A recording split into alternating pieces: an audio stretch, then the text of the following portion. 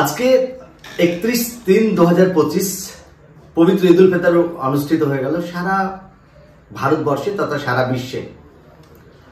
আমাদের একটা জিনিস খুব নজর কেড়েছে, যে জিনিসটি হচ্ছে আমাদের মালদা জেলা পুলিশ প্রশাসনের সহযোগিতায় পশ্চিমবঙ্গ সরকারের উদ্যোগে তথা মাননীয় ডিএম ম্যাডাম আমাদের মমতা ব্যানার্জির উদ্যোগে আজকে প্রত্যেকটি ঈদগাহ ময়দানের ইমামদের জন্য একটি শুভেচ্ছা বার্তা এবং একটি ফুলের তোড়া দিয়ে মাননীয় ইমামদের উনি কিন্তু সম্মান জ্ঞাপন করেছেন, সম্বর্ধনা জ্ঞাপন করেছেন।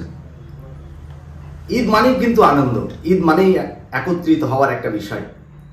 পৃথিবীর আপনি যে কোণাতেই থাকুন না কেন, যে কোণাতেই আপনি বসবাস করুন না কেন, ঈদের দিন বিশেষত সকল মানুষ একত্রিত হওয়ার চেষ্টা করে, সকল মানুষ পরিবারের কাছে আসার চেষ্টা করে।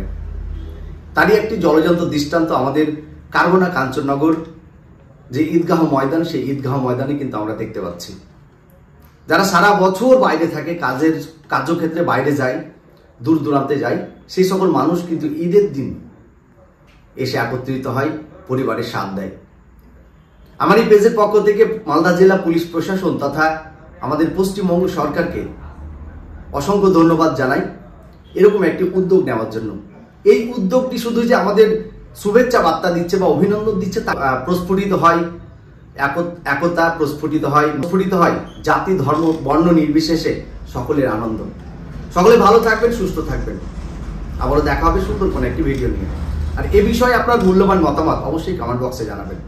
এ বিষয়ে আপনি কি বলতে চাইছেন, কতটা যুক্তিসঙ্গত এই যে শুভেচ্ছা বার্তা, সে বিষয়ে আপনার মূল্যবান মতামত অবশ্যই কমেন্টসে জানাবেন।